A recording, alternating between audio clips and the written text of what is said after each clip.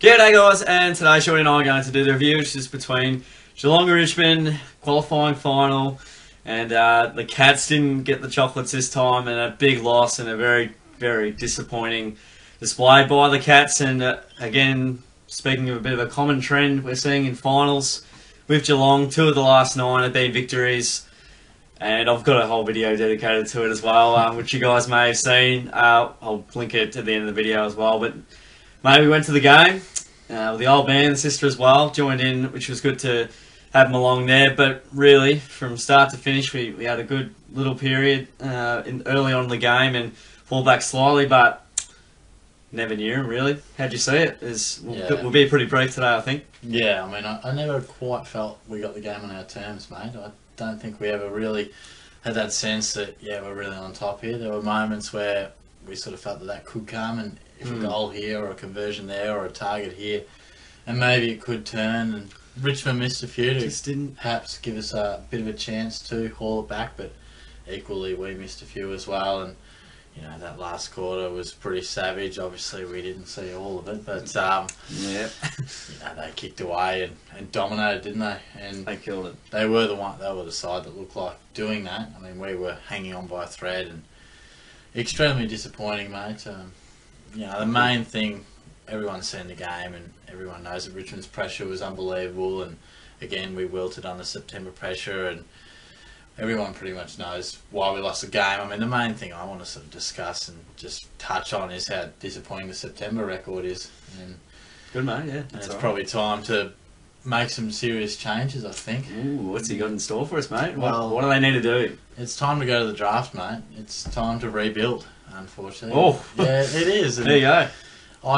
I'm fine with what they've done with getting your Hendersons and your Tuis and all these types of guys to, because we were close to maybe that premiership, and when you're close, it's fair enough to try and find those extra few guys to complete the puzzle, but it hasn't worked. This current crop isn't getting the job done in September.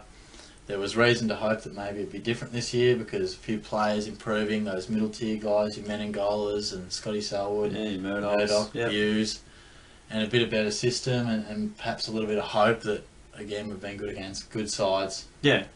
So there was reason to be hopeful, but again we got the same result. So it's not a once-off. We've seen it time and time again. Unbelievable. I let my frustrations known at the game that there's no point making top 2 and top 4s year in, year out if you're not going to eventually convert one to a flag. And I don't think this crop of players can do it. So it's time to buy a new puzzle, I think. It's time to go to the draft. Yeah. Because we've done a lot of trade work. Yes, we have. And probably asked some hard questions to Chris Scott why he can't get the job done. So big time. Yeah, not quite getting it done, mate. No. Oh well. What do you think, mate? Oh, didn't think too much of it. No. No, look, Richmond's pressure is amazing. Don't want to talk about pre-finals buys or anything that might get us a little bit fired up as well. We're not saying that's the reason we lost the game, but probably one of 9 buys intended to come out pretty lackluster, and we did. So on the big stage once again, that's a factor. It's not a reason we lost. So look, we just didn't use the ball well. Richmond was brilliant. Their system was so much better than ours. They really had just so many numbers around the ball. They were able to get out the back a few times. That's often when we're not going well, is when sides sort of creep in, and that's when they get us on the spread. And they worked so much harder. They were so much more vicious. It was like they were playing life and death football. We just weren't up for it. That's pretty much the straight and narrow of it, and just not tough enough. That's probably, I can imagine Matthew Lloyd saying something like that. And definitely we didn't come to the party, couldn't convert. Only got 38 entries. Richmond's system defence was great. They had that wall build up, mate, which we saw feature heavily in the 3rd and 4th quarters, where we just try to break it out of defence, but Richmond they set up for it. They knew what was going on, and you hate that long kick when it's not on. Yeah. Because it's a dump kick and the opposition's expecting it, especially when they're on top and they're pressing inside 50. Ball use all night, I think it was our worst in over 100 years, possibly. Yeah, or the worst ever recorded at some stage, potentially in the final. I don't know the exact context of it, but it was 40-something%. I think it was nearly half. So look, couldn't use the ball well, but that's because Richmond's pressure was just scintillating. They were great on the night. Probably should have been further in front, and those 2 goals late in the second term would have absolutely killed Damien Hardwick. He would have been fuming in half time because they had all the play and they were only 9 points down. But look, even though we did kick those 2, it felt like we were hanging on, and as Shorty said, like, had a bit of a sniff, so maybe made a comeback, but we just couldn't quite get the game the way we wanted to play and look very one-dimensional, very slow. Just couldn't catch them, mate. They were probably the best game they've played in since their last finals win, you'd say. Yeah, you expect that, don't you? In a big final, and again, it was just an inability to grasp that moment when it came, which is disappointing. It's like, are we prepared, or were Richmond just super pumped? I don't really know, but won't be able to answer that one. But those are sort of our thoughts on the game, and we'll quickly touch on votes because there wasn't too many players putting their hand up, mate. And often the case when you lose badly. It's the toughest I've found to give votes, and I can't even pick them. I'm not even sold on the guys. I've had to think about it, but I thought about it on the way home and just before we went on. But look, I've given 3 to Lonergan. I don't know what his defensive efforts were. It didn't seem like the key forwards tore us apart. So it seemed to be the smaller guys on the ground. And he was pretty composed early when we were under the pump. He actually sidestepped a few guys. He was good there. He's very, very slick. He's been pretty good all season. First and the last 3 votes for Tom Lonergan probably in his career. Yeah, absolutely. And then 2 votes to Scott Selwood again. He was in and under. And I felt of all our midfielders probably willed himself to physically impact the contest, which I was pleased and we desperately needed. And I gave 1 vote to Dangerfield. I mean, people will say that he uses the ball terribly and he was no good, but he did kick that goal. He led us for touches, I think, and he was one of the few guys who was willing himself to get us back into the game. He took some great marks. On Dangerfield's standards, not one of his best, but he was still in our best handful. And he was pretty good. Probably Duncan and maybe a couple other guys defensively worth a mention, but it was, no one would sit down and say, I played to the level I would have liked. Well, good point there, mate, because looking back at this game, I reckon everyone probably had nearly their worst game of the year. Yeah, you couldn't argue against it. So it's an interesting point you raise there. Yes, so disappointing. You think, geez, what are they? How could they just produce that when there's so many improvements and things like that from the collective and system and spirit of the club? And then they bring that out. Just quickly before you do your votes, I mean, that's sometimes the thing I feel with finals and this team is good finals teams lift in finals. These guys have continually not played their best footy, and that's the biggest concern. And it's not a coincidence that they just play poorly in September. Even someone like Lockie Henderson has had some poor finals in comparison. I love Lockie, but go on, mate, sorry. You do. Look, I'll give the 3 to Scotty Selwood, 27 touches, 8 tackles. Big part because of the way he tackled, and as you said, mate, he really wanted to get us across the line or do his little bit. So he's really good in the midfield for us. Probably one of our best midfielders as well on the night overall.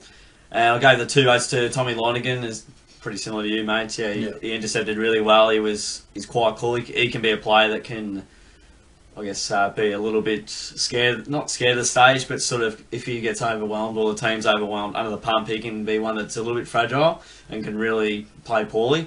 But the fact that he stood up, I thought, really well defensively, was a credit to him and did a reasonable job on whoever he may have played on. Rewalt didn't tear it apart. He was good, Rewalt overall, but I thought Lonergan probably mitigated a lot of damage down back. And the 1 vote to Mitchy Duncan.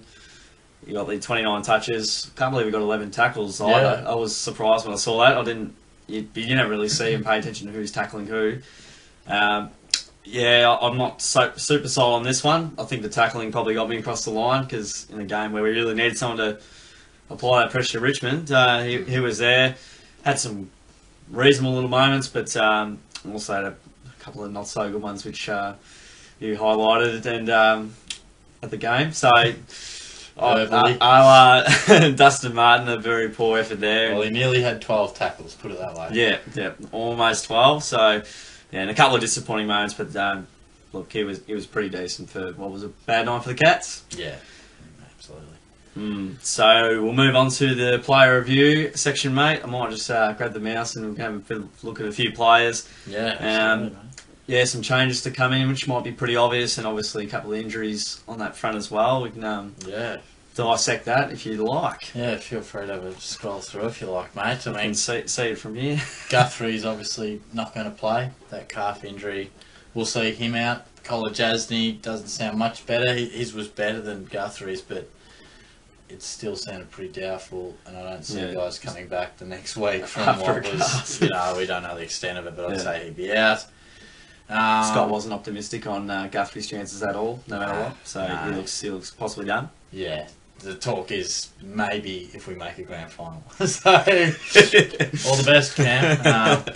He's hoping. So, look, as far as selection goes, I just want to talk about Dan Menzel just quickly. People are ranting and raving about the non-selection. A bit of talk about a discipline thing I heard you mention today, which I hadn't heard. Drinking, was it, the other week? Maybe a factor? Is that rumour? Is that... Yeah, I think it's maybe more rumour because it wasn't officially determined, but I don't think the Cats page would come out and say, oh, he was drinking. Be interesting to see if it gets talked about on the Monday footy show as well, because that would make it a little more real. But nonetheless, I was surprised they dropped him, but not absolutely shocked, because if you watch this regularly, I'm not Dan's biggest fan. And defensively, he's poor. Clearly, we were concerned about the run of the back line from Richmond, and they went smaller. They went your Parfits, and Parsons probably was the one. They probably went Parsons, Menzel, and that sounds crazy, but they would have been looking for pressure, locking it in on a wet night, and sneak a goal or two, because Menzel doesn't provide that, and he can mark, and he wasn't probably going to get much of a chance to do that in the wet. And his form has been a little hit and miss, and I think I was not absolutely shattered he wasn't in the team. They'll bring him back, no doubt about that. Because, he's a lock. They had just lacked potency, no doubt. Couldn't get it in there in the first place, so it wasn't like we didn't have Dan Menzel, we don't win, but more so it would have been handy to have him there, but structurally probably a good call. That's right. Movement in the forward line is what gets you goals these days. It's rarely, it can be sometimes, but it's rarely individual brilliance that a guy bags 6. It's all about movement, like a basketball key, and he doesn't offer that very well. So I don't think he'll be at the club next year. So same with Motlop, I think. I don't know if he'll be dropped, probably by necessity and lack of others. But gee whiz, his finals record's awful. There's no other way of putting it. Super disappointing, and they're just probably a couple of guys I wanted to talk about. Harry Taylor was always a concern that Rance, fool me once, but fool me twice, shame on me, sort of thing. So, and it was always going to look doubtful that the one trick happened once. It wasn't going to trick him twice, and Rance looked like a man who was eager to show that he wouldn't be fooled again, and he wasn't. And he's a beast. Yeah, great player. So, not much waiting in the ranks, is there really? No, there's not many to pick from. Zach Guthrie, a few nice things, but again, not our best, not our worst. Yeah, he wasn't our worst. His quantity was quite small, but what it was perhaps the most quality of a few players. He was alright, good hands, but should have kicked that goal, which I think would have put us in front.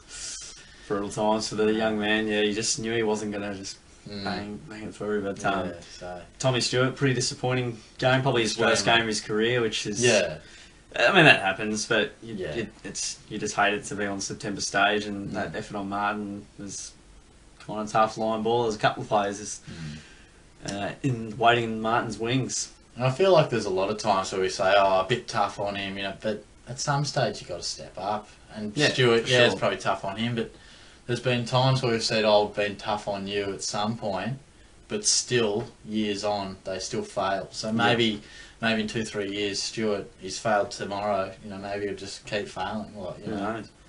Jordan Murdoch as well is another one that's your sister was talking a bit before the game in regards to some sandwiches and stuff before the game, which is good. She's like, I hope Murdoch steps up. And I've got reasonable confidence. He's put together 6 really great weeks and hurt his ankle. That's not great, but I think even before and after that, he wasn't really much of a presence. Disappointing, and I think we talked about it in the car. The players, second-tier players we thought could really deliver, or at least carry us a bit more. really almost went back to the default, I guess, output that they have put out previously, and it's just incredibly disappointing when you know they've gone up a league or two, and come the game when it matters, don't care about the home and away series, but when it really mattered, they weren't there.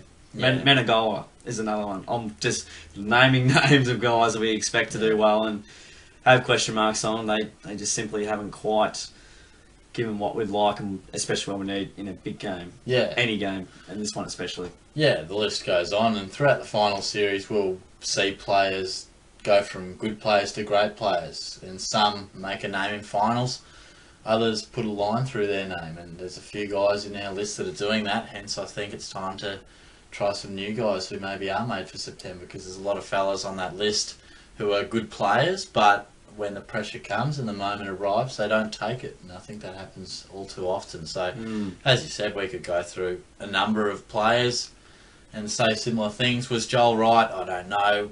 It wasn't the right call. Yeah, I think it was. Yes. He trained well. Yeah. And 70% Joel Soward is probably better than whoever else we had next. exactly right. Can't question that too much. Yeah, I don't know if there'll be a stack of changes, maybe 2 or 3. Probably because, at least 2, yeah. You know, you'd like to think Buzzer might come back, Menzel likely, yeah, and there'll be a few that need to go via the injury. So I wouldn't mind seeing Ruggles, but the fact that he hasn't really played at all, we'll probably see him not come in. Yeah, and they'd probably make way via Stewart or Abuse, and I think the coaches will be not putting the axe on them from one game, so which is fair, but. Yeah, it's going to be. I would take I'll take Ruggles over Guthrie, Zach Guthrie. True that. Bit of mongrel. Yeah. Need a fair bit of that in the finals to need to be a contested beast. Yeah, I forgot about little Zach. Yeah, that's right, mate. Yeah. So the coach won't do that because they generally go by who's been playing in the last month or so, and Holland Smith, I think he's injured as well. But as you said, mate, tough next week. Yeah, who we absolutely. I mean, got the signs out. So who we got? We have Sydney. What do you make of that, mate? Oof, mate, nearly mission impossible this one, as opposed to mission accomplished a couple of years ago in the final series. Yeah, round 22. It was actually. So look, Sydney at the G. Not Simmons, and I don't think it would matter where the hell this is played. This could be played at Karaya Oval. I don't think it matter too much.